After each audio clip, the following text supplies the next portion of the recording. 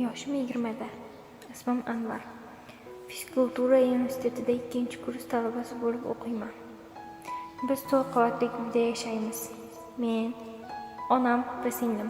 Dadam esa Rossiyada ishlaydi. Oyda bir marta telefon qiladi, yilda bir marta kelib ketadi. Uyimiz sokin, hayotim ham oddiy edi. Qadar o'sha kunga qadar. O'sha kunni odatdagidek darsdan qaytayotgandim. Uyimizga yetay deganimda bizdan yuqorida 4-qavatda yashaydigan kelinoyimiz meni chaqirib qoldi. Anvarjon, divanni aylantirib qo'yishda yordam bera olasizmi? Albatta yo'q deya olmadim. Eri chet elda ishlaydi, yolg'iz. O'zidan o'zi mehribon, kulimsiragan ayol. Men ham yordam qo'lini cho'zdim.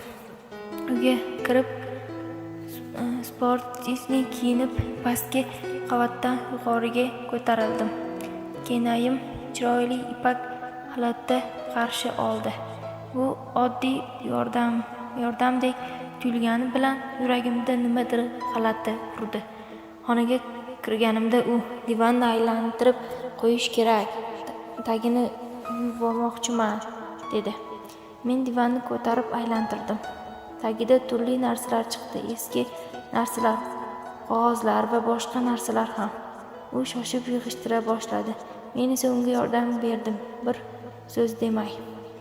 O'sha vaqtda u yerda birinchi marta boshqacha tuyg'u his qildim. U yolg'iz, men esa yosh va hissiyotga boy edim, lekin ichimdan bu noto'g'ri ekanini ham anglab turardim. Shunga qaramay ko'zlarim uni kuzatar, yuragim esa urishdan to'xtamasdi.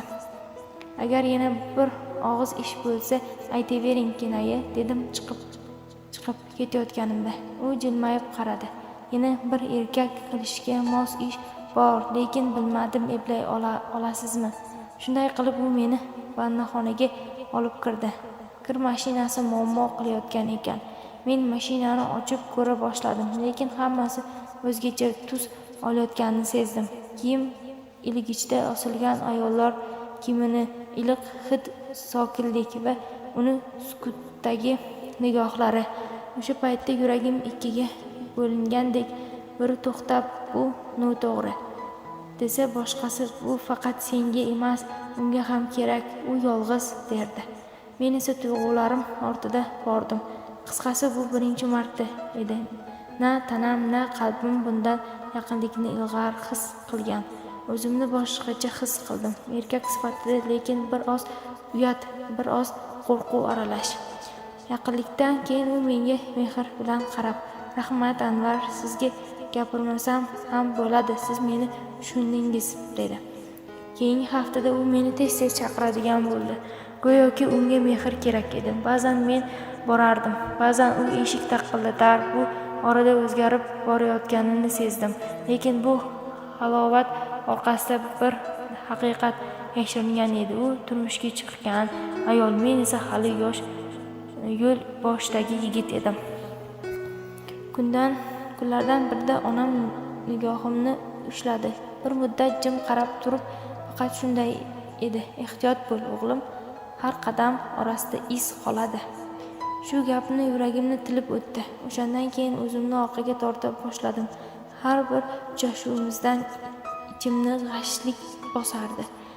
Kelinchakning eri ta'tilga qaytdi. Men endi hech chaqirmadim. Yana sokin hayot qaytdi, ammo yuragimda aralash tuyg'ular qolgan edi. Pushaymonlik, o'ziga noma'lumlik, g'urur va bir savol: bu sevgi edi, ehtirosmi yoki yolg'izlikda qochishmi?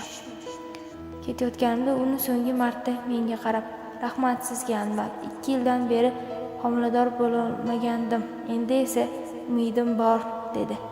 Men jim qoldim. Bu so'zlar yuragimni titratdi, ammo javob bera olmadim. Shunchaki yurib ketdim. Hayot murakkab. Ba'zida mehr izlab noto'g'ri yo'lga kirib qolamiz. Yoshlik bu xatolar maktabi. Har yurakda sog'inch bor, lekin har sog'inchga javob qaytarmaslik kerak. Chunki ba'zi yo'llar bizni emas, boshqalarni ham jar yoqasiga olib boradi.